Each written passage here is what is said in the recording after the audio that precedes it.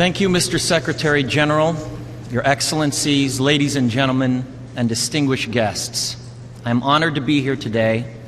I stand before you not as an expert, but as a concerned citizen, one of the 400,000 people who marched in the streets of New York on Sunday, and the billions of others around the world who want to solve our climate crisis. As an actor, I pretend for a living. I play fictitious characters, often solving fictitious problems. I believe that mankind has looked at climate change in that same way, as if it were a fiction, as if pretending that climate change wasn't real would somehow make it go away. But I think we all know better than that now. Every week we're seeing new and undeniable climate events, evidence that accelerated climate change is here right now. Droughts are intensifying, our oceans are acidifying, with methane plumes rising up from the ocean floor.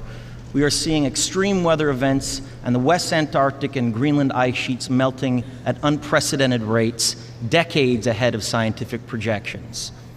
None of this is rhetoric, and none of it is hysteria. It is fact. The scientific community knows it, industry knows it, governments know it, even the United States military knows it. The chief of the U.S. Navy's Pacific Command, Admiral Samuel Locklear, recently said that climate change is our single greatest security threat. My friends, this body, perhaps more than any other gathering in human history, now faces this difficult but achievable task. You can make history, or you will be vilified by it. To be clear, this is not about just telling people to change their light bulbs or to buy a hybrid car. This disaster has grown beyond the choices that individuals make. This is now about our industries and our governments around the world taking decisive, large-scale action. Now must be our moment for action.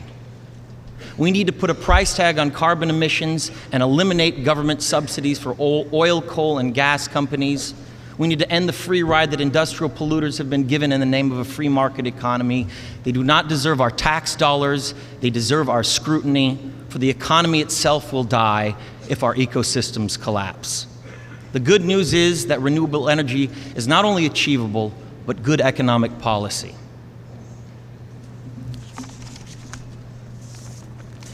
This is not a partisan debate, it is a human one. Clean air and a livable climate are inalienable human rights.